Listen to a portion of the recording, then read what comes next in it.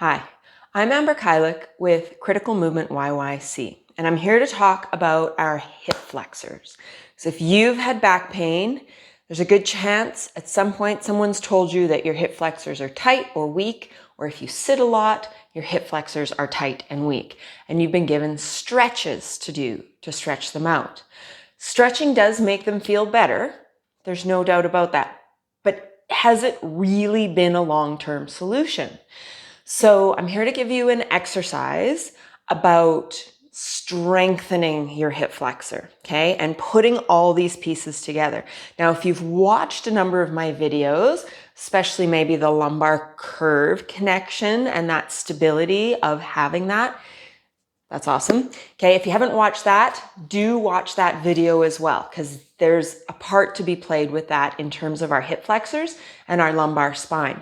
Okay, but today what I want you to do is grab a resistance band. If you don't have a resistance band, if you have those old pantyhose, you can tie them up in a shape that's somewhat this large.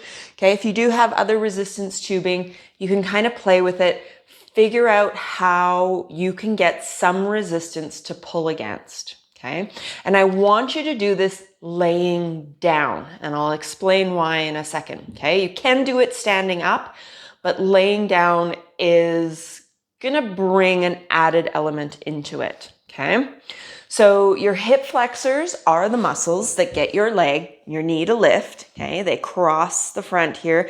There's a deep hip flexor called psoas. Okay, and it attaches to the inside of your lumbar vertebra. Okay, it not only flexes your hip, but it gives your lumbar spine some stability in that neutral lumbar curve.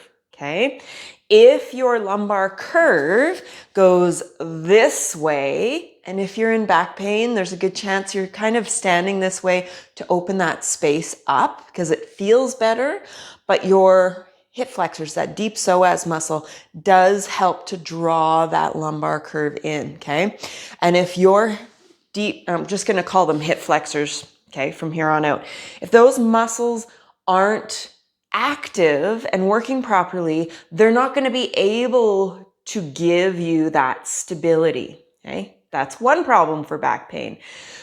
So if you're stretching them all the time, it's not helping get the muscle to contract and to relax, because that's what we want muscles to do. Be able to contract, right? And to be able to relax.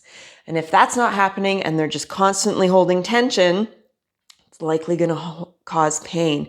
Okay. And if we think a muscle's weak or tight, there's a good chance it may be holding some tension in there. So I could go on about a whole bunch of things with that. But let's look at the hip flexors. So I've got these different resistance tubes, okay? And you can find these at the store or online for super cheap. They're usually $4 or $5 each, okay?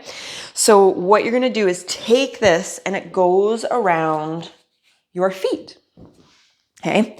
And then you lay down. Now, when you lay down, here's that added part.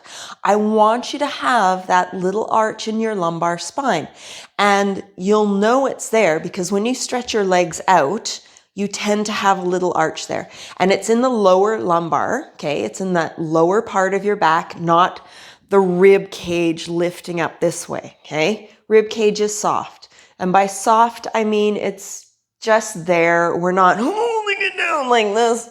Okay, and we're not letting it lift up like that, which may be something that happens in this exercise when your body's trying to compensate, okay? So be aware of that. Hands go on these lower ribs, you're gonna hang out right here. Lumbar spine stays neutral.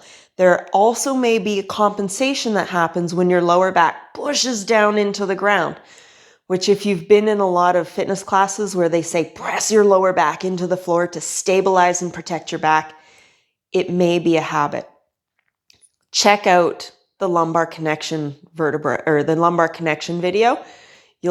There's more explanation there. Okay. If you keep this leg straight, the stabilizing leg, it's going to help keep that lumbar curve in there. Okay. What I'm going to do is pull with my right foot, and I'm going to pull, I'm going to pause, and I'm going to control it back. You'll notice my leg doesn't touch the ground now. I'm going to pull, pause, control it back, okay? This isn't, I'm going to demo this. This isn't a, yes, that will work your hip flexor, but I want you to be able to control every angle of movement, not use momentum, okay?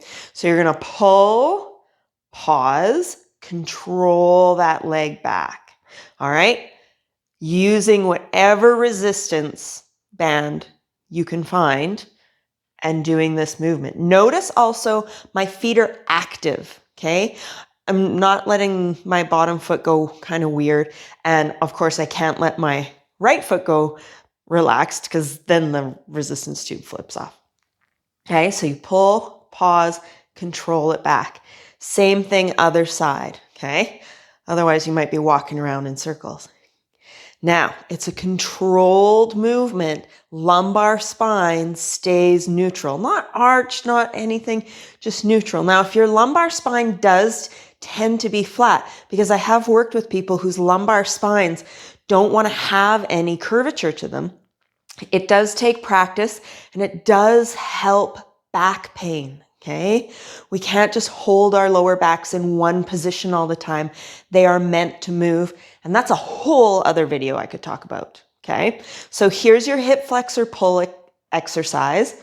And this is what you do. And the reason I don't want you to do it while you're standing is because your upper body, your pelvis can compensate in a few different ways if you do it while you're standing. Okay, you can do it while you're standing, but do note if your body is trying to compensate in any way when you do it.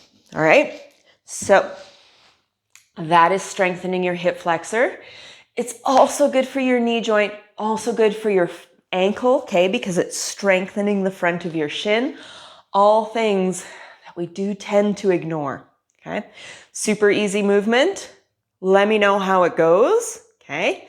Let me know what you think. And by all means, comment below, like it, share it, and we'll see you in the next video.